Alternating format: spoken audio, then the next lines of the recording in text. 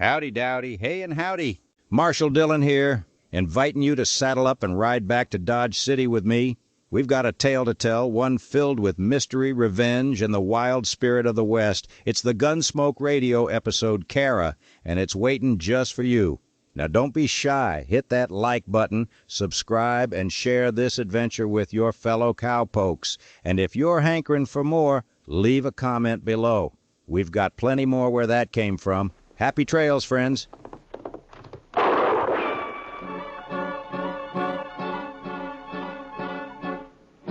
Around Dodge City and in the territory on West, there's just one way to handle the killers and the spoilers, and that's with a U.S. Marshal and the smell of Gunsmoke.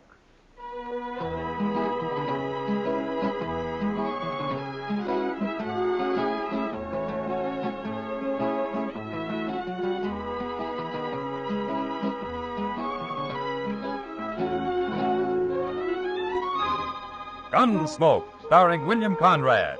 The story of the violence that moved west with young America. The story of a man who moved with it. Matt Dillon, United States Marshal.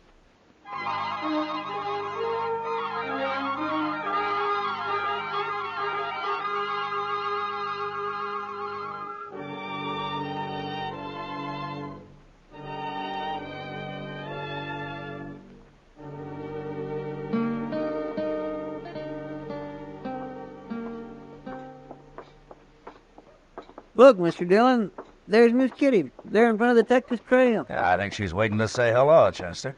What's she going to work so early for? Why, it ain't hardly noon yet. I don't know about Kitty, but the stage from Wichita's due in about noon. Oh, I plumb forgot. Sheriff Benson's coming today, ain't he? That's what the telegram said. Why would the sheriff of Wichita come all the way to Dodge, Mr. Dillon? Must be mighty important. Maybe there's somebody here he'd like to take back with it. Hello, Kitty. Hello, Matt. Chester. Miss Kitty? So this is what Dodge looks like at noon. It's a little too real for me. We were wondering what brought you out so early. Sam sent word he wanted to see me. Come on in and say hello. Okay, we got a few minutes. Oh, Hello, Sam. Sam? Marshal? Oh, Sam. Hello, Chester. Yeah, have your drink, gentlemen? No thanks, Sam. Sam, it isn't noon yet. What am I doing here? Yeah, thanks for coming, Kitty. It's a new girl I just hired. I thought it'd be sort of nice if you'd take her over and sort of show her the ropes. Glad to, Sam. She come in from St. Louis on the Santa Fe this morning. Needed a job real bad. Well, I hope she's not one of those innocent lambs who's been a lady all her life. I'll go get her. Sam takes pity on every lost soul that hits this town. No woman could stay lost around Dodge for long. That's true, Chester. That's why most of these women ought to stay home. Say, she's pretty. Cara. What? That's her name, Cara. You know her. Yeah, I know her. Well, here she is, everybody. Cara, this is Kitty, and Marshal Dillon, and Chester Proudfoot. Hello, Cat. Aren't you going to say hello, Matt? It's been a long time, Cara. Matt and I knew each other out in Arizona, for a while anyway, till Matt sort of changed his mind. What are you doing in Dodge, Cara? I thought you'd be surprised. I heard you were Marshal here. Somebody told me on the train. Uh-huh. You been living in St. Louis? I've been living everywhere, Matt. I left Arizona about a year after you did. I even tried San Francisco. I made out pretty good there, too. You planning on staying in Dodge? Why not? I heard there's a lot of easy money here. Sure. Any objections to my staying, Matt? Well, of course not. Kitty, it's real sweet of you to show me around. Ah, Let's sit over there and have a talk first, shall we? sure.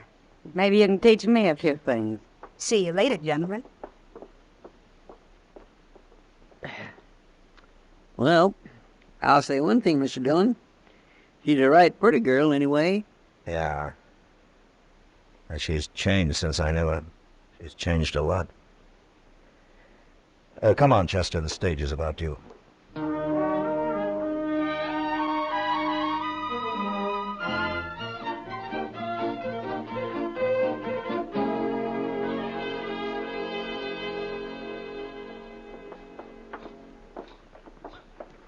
This is my office here, Sheriff.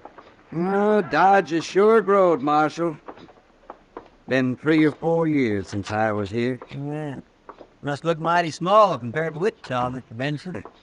Maybe Dodge will be bigger than Wichita someday. But it's Denver, they say, has grown. I'm curious to see that. Oh, you headed for Denver, Sheriff? They're holding the killer for me up there. No. Well, sit down, sit down. I'm taking the next stage west, Marshal, but I wanted to be sure to see you on my way through Dodge. There's some trouble headed here. Oh? A fella called Jack Tolliver. He's a bank robber, Marshal. And he's killed a few men along the way. He opened up the state bank in Wichita about a year ago, and he's been working his way through the Dakotas since then. I hear he's back in Kansas. Took $5,000 out of the bank at Salina a few weeks back. Well, what makes you think he's going to try Dodge, Sheriff? 'Cause he's heading south. Dodge is a natural for them. Them? He's got a couple of partners. I don't know their names. Yeah. What does this Tolliver look like? That's the trouble, Marshal. Nobody ever got a good look at him I know of, but I can tell you something about one of the gang. He sends this one ahead of him to sort of look things over for a week or so, and then he and the other two ride in. Uh-huh. What about the man that scouts ahead for him? It ain't a man, Marshal. It's a woman. A woman? Don't know her name. She changes it all the time anyway, but she's right pretty. About 5'7", black hair, hazel eyes. She's smart and she's tough. Right, clear. Mr. Dillon, that sounds That's a pretty clever operation, Chester. Sheriff, I sure thank you for telling me all this. We'll be watching for him. Well, I better go get some dinner before that stage pulls out. See you on my way back, Marshal. Goodbye, Chester. Bye, Mr. Benson. Thanks again, Sheriff. Mr. Dillon, that sure did sound like Cara he was describing. Oh, but of course she wouldn't be mixed up in anything like that. Well, I said she'd changed, Chester, but I hope she hasn't changed that much. I think I better go have a talk with her.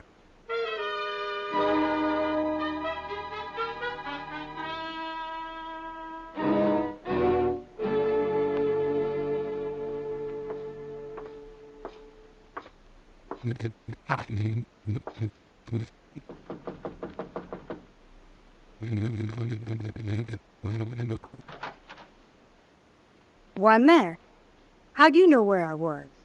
Kitty told me. I'd like to talk to you, Cara. Sure. Come in. Thank you. Is it embarrassing for you, Matt? My being in Dodge? Why should it be, Cara? Well, we were pretty good friends once. Well, we can still be friends. You mean that, Matt? You really mean it? You know what I mean, Cara. Why'd you come here? What do you want? Oh, just to talk a little. About what? About you. Where you been. You ever get married? Things like that. No, I never got married. And I told you I've been everywhere. What else? What have you been doing lately? Why'd you leave St. Louis? I haven't been in St. Louis. You said you just came from there. You didn't let me finish. I haven't been in St. Louis very long, and I had no reason to stay there. Matt, what's this all about?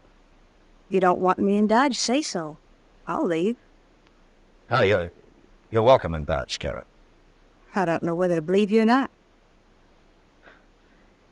Maybe I'm being too curious. I'll shut up. Oh, it isn't that. I guess it's just that there's a lot of things I don't want to talk about. You understand that? Sure. But I won't be bothering you anyway. I have to go out of town for a few days tomorrow. Oh? Where you going? Salina, they're holding a prisoner for me there. Salina? Yeah. Mm-hmm. And you going tomorrow? Yeah. I'll be back in a couple of days. Matt, couldn't you put it off for a while? Say, another week? Why, Cara? I don't know. I'd like you around. I feel like such a stranger here. I'll be more at home in another week. Please, Matt? Sure, Cara. Doesn't make much difference. Hey, you let me know if there's anything I can do for you. Thanks, Matt. I will.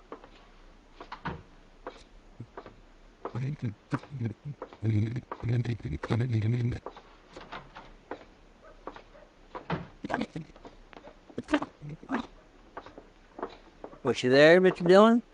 Yeah, Did you find out anything? only if she is mixed up with this man Tolliver, she can't get in touch with him for a week. But we won't worry about it till then. It'd be kind of too bad. I mean, you being a friend of hers and all. The sheriff said Tolliver's killed a number of men, Chester. I won't mind stopping him. If I can.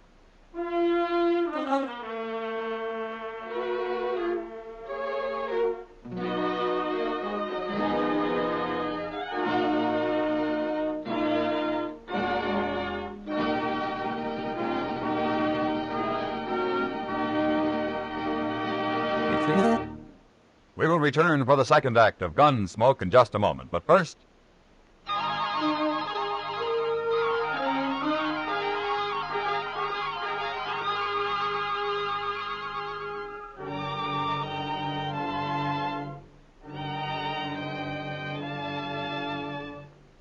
A few days passed, and as I'd thought, nothing happened.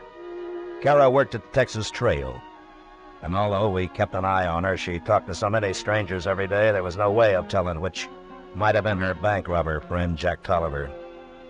Would have been easy for him to just ride into town anytime he wanted, buy Cara a drink, and get what information she'd gathered. I talked to her now and then, and although she tried not to show it, I was pretty sure she was aware that I was suspicious of her. And then one day, I was real sure. Doc and Chester and I just finished a game of three-handed stud in the office. 650, 675, and 7. 750, $8. You have to count it out loud, Doc. 850, 950.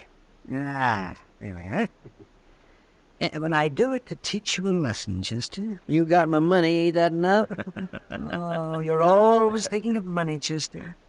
Money isn't the only pleasure in the world. Why, there's also... Oh, my, there's... well, there's also, Also what? You better think hard, Doc. He's following you mighty close. Did you ever go out in the night, Chester, and look at the stars? What? Did you ever watch them and feel close to nature and enjoy the great and wondrous beauty of it all? You talk like you had a drink, Doc. Of course I watched the stars. Whenever it wasn't raining or snowing or blowing a wind down out of the north, or whenever I wasn't just too doggone saddle-weary and tuckered out to keep my eyes open. You're a hard man to inspire, Chester. Saving you from the devil would be a full-time job. And I'm afraid it's too late. Oh, here. The world has corrupted you, Chester. It's touched your soul. It's withered it like a... Oh, my, like a beam. Like a bean? Now, doggone it, you listen here, Doc. Oh, Kitty! Well, look upon her, Chester. The beauty of womanhood in all its passionate splendor. It sure beats the stars, anyway. Are you too drunk? Doc's been trying to teach Chester to take a larger view of life. Kitty. Doc got all my money, and he's just crowing about it. That's all he's doing. Money, huh? Well, that's just what I came here for. Oh, what do you mean, Kitty? I need $20, Matt. Oh, well, sure. Here you are. Before I take it, I better tell you, it isn't for me. What? Cara needs it. She came to me, and I didn't have her, but I said I thought I could get it for her. I think she knows where. She could have come to me herself. Too proud, maybe. How come she's broke? She's been working. I didn't ask her what it's for, Matt. It's all right, Kitty. Give it to her. I will. But I'll tell you something. What? I've met some pretty tricky women here and there, but your old friend Cara has them all beat. I'll give her the money. Chester. Yes, sir? Follow Kitty. Don't let Cara out of your sight till you find out what that money's for. I'll wait here for you.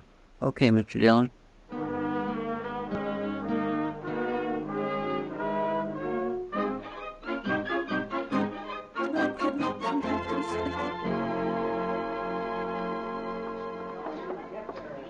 whiny killer. The depot's already crowded, Chester. It must be close to train time. Yes, sir. And Cara will be here. I know she will. The agent told me she bought one ticket to St. Louis and asked what time the next train leaves. Well, I hope she's here. And maybe she's innocent after all, Mr. Dillon. Well, we'll soon find out, Chester. Oh, there she is over there. Yes, and all dressed up, too. Cara's always all dressed up. What's the house? Hello, Matt. Chester? Miss Cara? You staring at me, Matt? I'm just wondering why you didn't come and say goodbye. If you're leaving Dodge. What makes you think I'm leaving?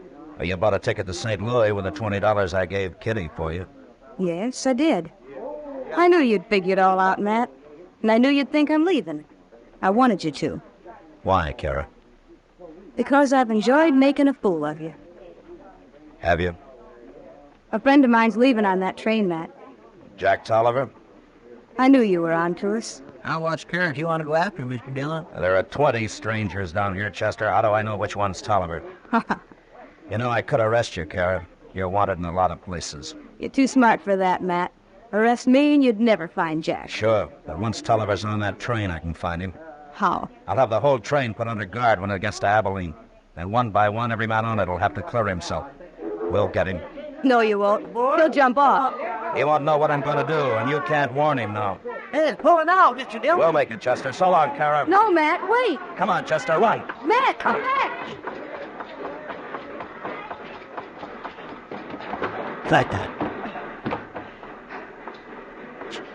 No, we made it. You sure pulled her, Mr. Dillon. Cara doesn't think I pulled her, Chester.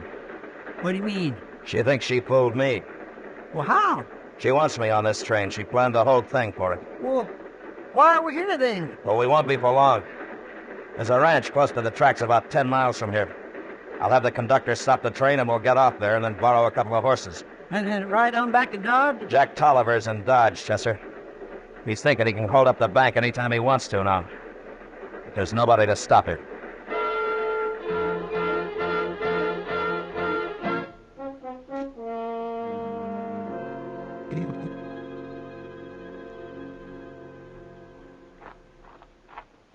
I tied the horse way over yonder, Mr. Dillon.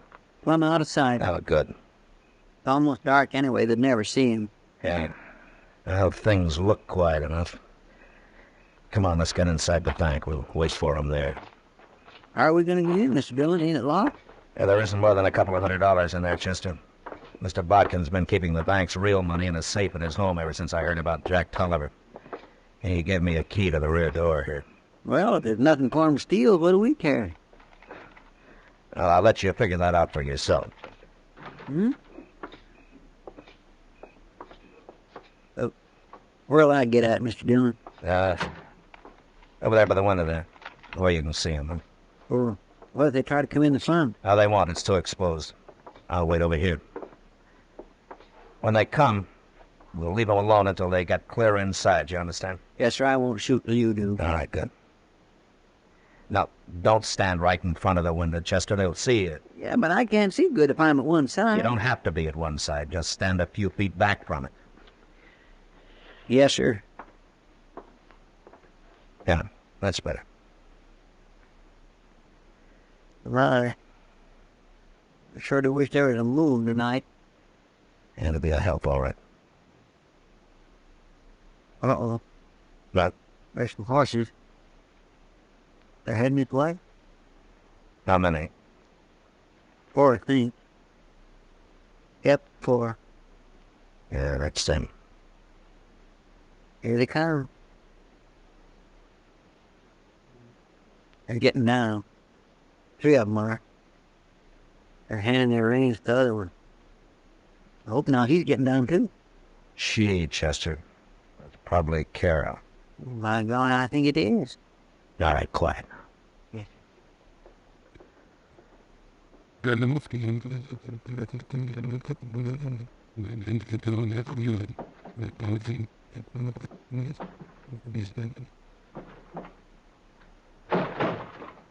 Not so much noise. They take yours all the way down Front Street.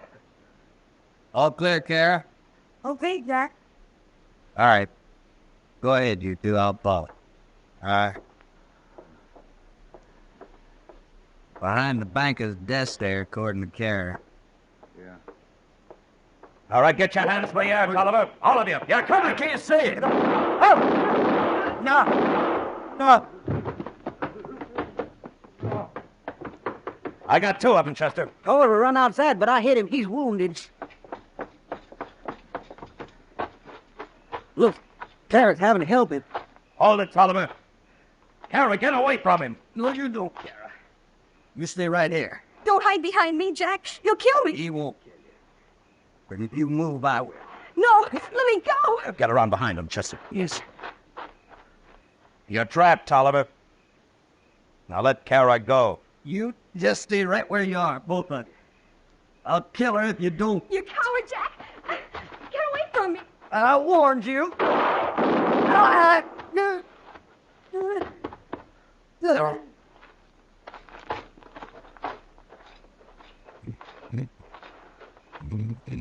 There you got him, Mr. Dillon.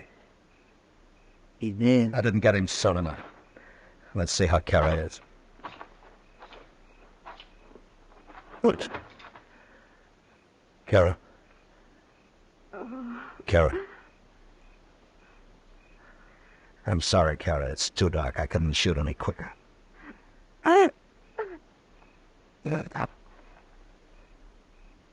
Cara.